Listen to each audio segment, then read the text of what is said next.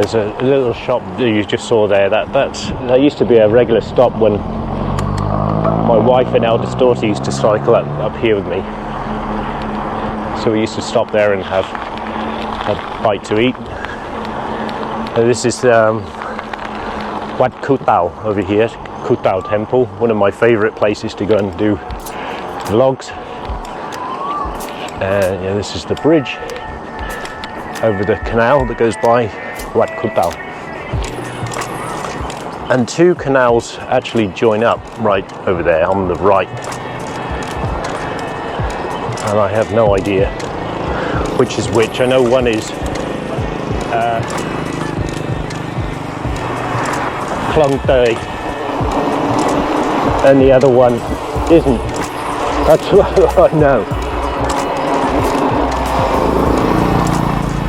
So we're not going to go through the Muslim village today. I've just made an appointment with a friend for a coffee this morning, so it's 7:30, so we kind of need to be there by around 8. I mean, he's usually there around 8 o'clock.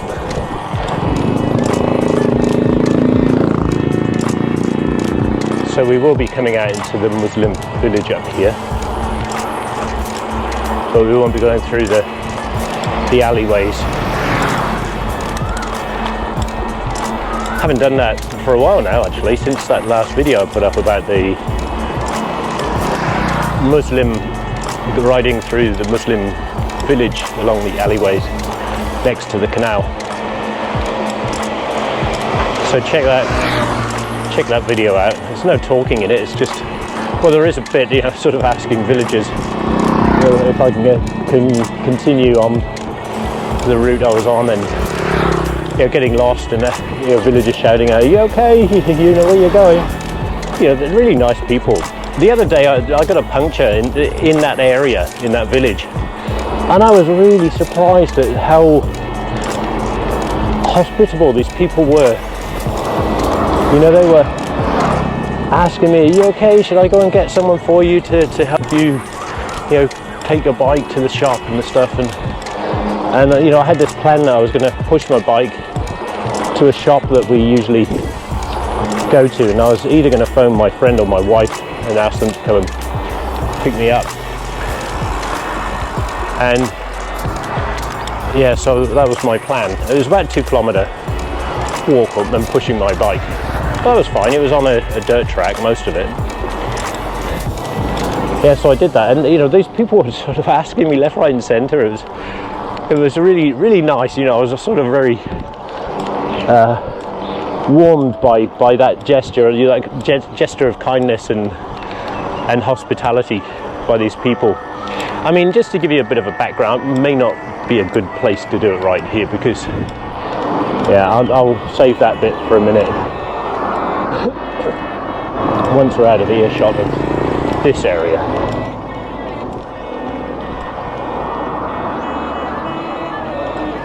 I mean, here's me, sort of thinking that I shouldn't be saying certain things and that in particular places, but I'm going to be posting this on YouTube, so it's going all around the world, so a bit hypocritical, isn't it?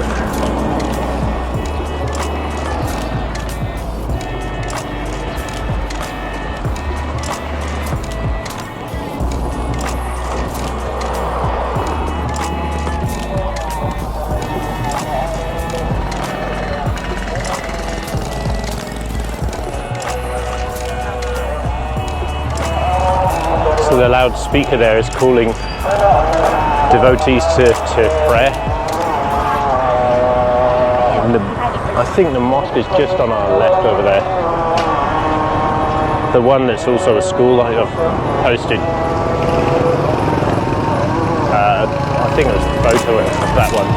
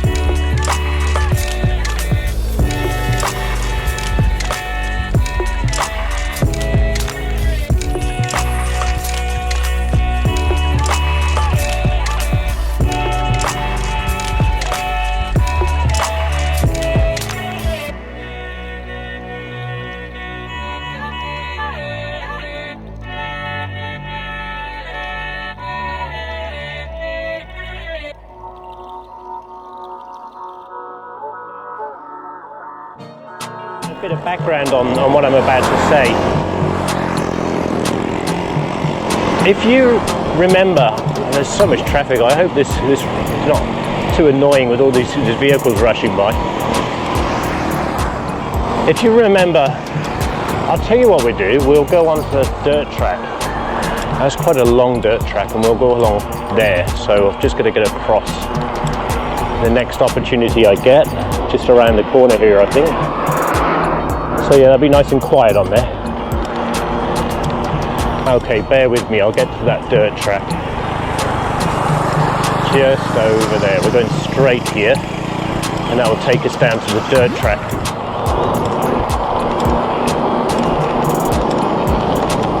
Right, okay, now it should be a lot quieter from here on in. Yeah, so where was I? Yeah, there's a video.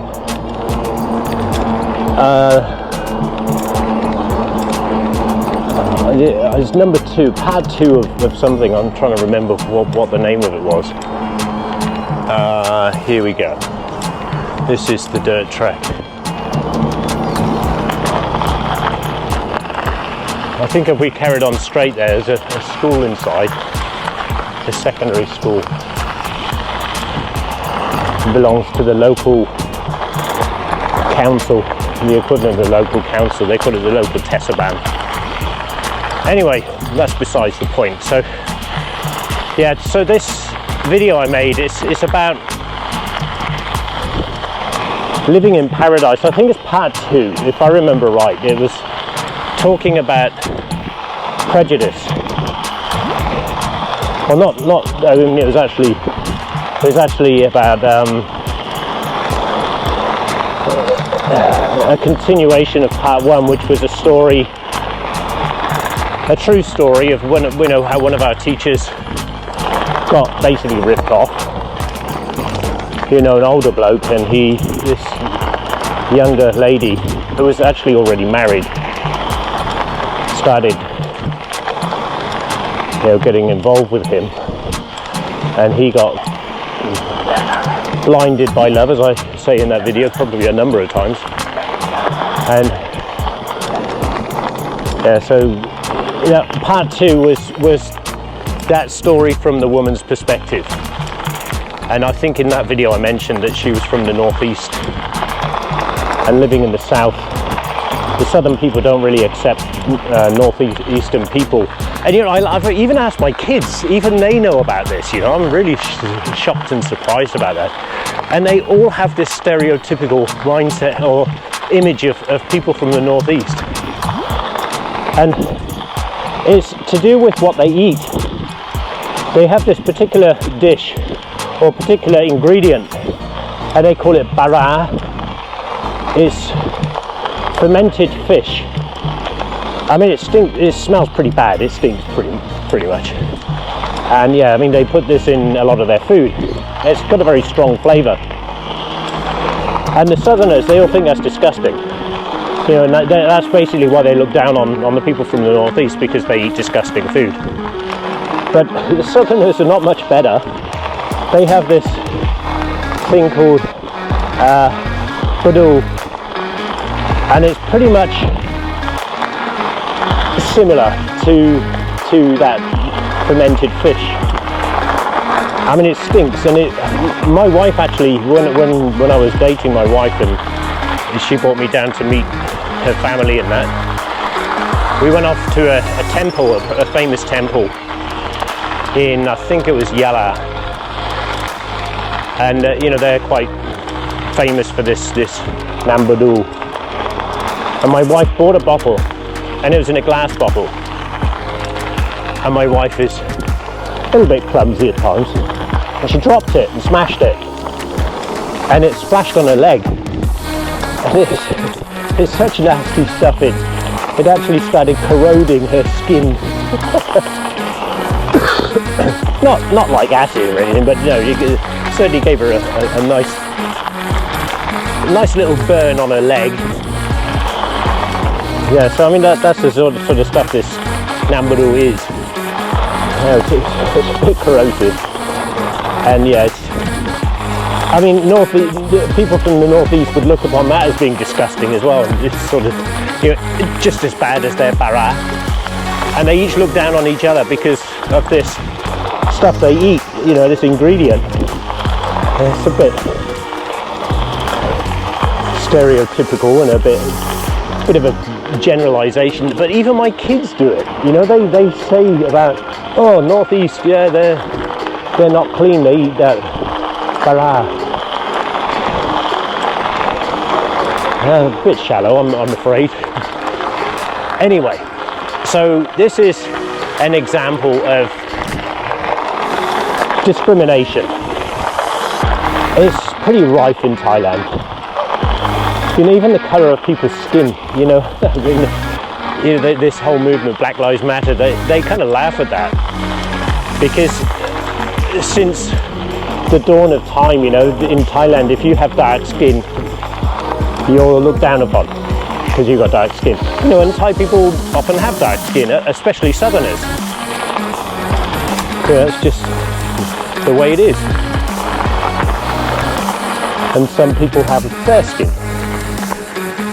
and they're sort of looked upon as being beautiful.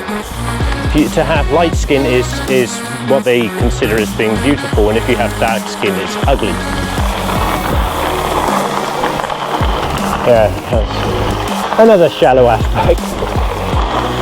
So yeah, this is, you know, discrimination is rife in Thailand. It really is. But it's kind of done in light-heartedness, and yeah, there's another dimension to this. I will go into it because it really is relevant. There was a time when I was working in Bangkok that I was hired as a consultant for another company, and you know, it was sort of an hourly thing, and I had to go over there and do some work for them. And it was a Western company. I think the owner was British. And so I went over and did this work and met this secretary for the company. And she was a lady in a wheelchair, you know, disabled lady in a wheelchair. And I got to know her quite well while I was doing this work. And you know, we'd sit and have long conversations about, you know, just about everything. And this one day I sort of asked her, I said, you know, how do you feel about your disability? And she said, well, yeah, I'm fine. I'm, you know, sort of happy with my lot in this world, in this life, she said. Not this world, in this life. And you know, I sort of dug a bit deeper, and it turns out that she believes, you know, as all Buddhists do, that they believe in reincarnation. So, hey up. Yeah, that's normal. So the owner's on his motorbike and the dog's running along with his bodyguard. So anybody that comes close to the motorbike or the owner, the dog will chase. That's normal. It's kind of sweet, actually, isn't it? Yeah, typical dogs. Yeah, anyway, where was I? So this lady, yeah, she said, I mean, she told me this. She said, you know, in my former life, I must have been a bad person because I'm paying for it in this life. And yeah, that was like a pivotal moment for me in Thailand. You know, I thought to myself, wow, you know, this lady has completely and utterly accepted her lot in life because of what she believes she did in her previous life. You know, her religion has told her that, you know, this is what you get, you know, it's payback. And yeah, I mean, I kind of thought to myself, you know, in Western countries, you know, disabled people, the question, or the thing you hear a lot from them is, why me? And we, as I've mentioned before, you know, we are individualists, so we sort of think about ourselves a lot. But in Thailand, it's collectivist. So yeah, this individualist culture, why me? It's kind of the attitude that comes from that culture. But here, it's like, I mean, to be blunt, you know, people with disabilities, and not necessarily disabilities they're born with, they're disabilities that perhaps they get during life, or this incarnation. And again, it's karma, it's payback from their previous life, what things they did in their previous life. So, you know, I've actually heard this being said before, and it's a bit blunt, and it's something along the lines of, I must have been a real bastard in my previous life. It's a bit blunt and bit, yeah, not the most gracious of words, but yeah, it sort of sums it up very nicely, I think. You know, this whole idea or concept and living with a physical disability. You see what I mean about this old dirt road here? It's nice and quiet, eh? But I'm going really slow, so got to keep an eye on the time. Right, so yeah, so now we're going to go back to whatever it was we were talking about just now. Well, I've gone way off on tangents here. So it was all about discrimination. And okay, yeah, so that village we were in, it's a predominantly Muslim village, and Thai people, they discriminate quite readily. And you know, it's unfortunate that the Muslims are also on the receiving end of that discrimination, but they don't actually care. You know, this is how I see it. You know, they think they are right in what they do and what they believe in, and they stand together on that.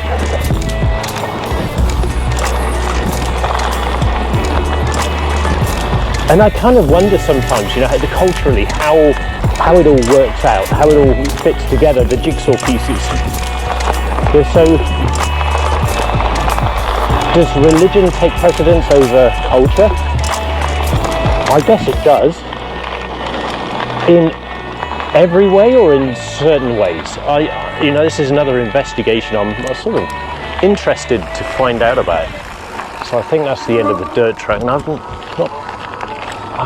No, we can continue down this way. Yeah. Wow, look at that view up there. That's beautiful, isn't it?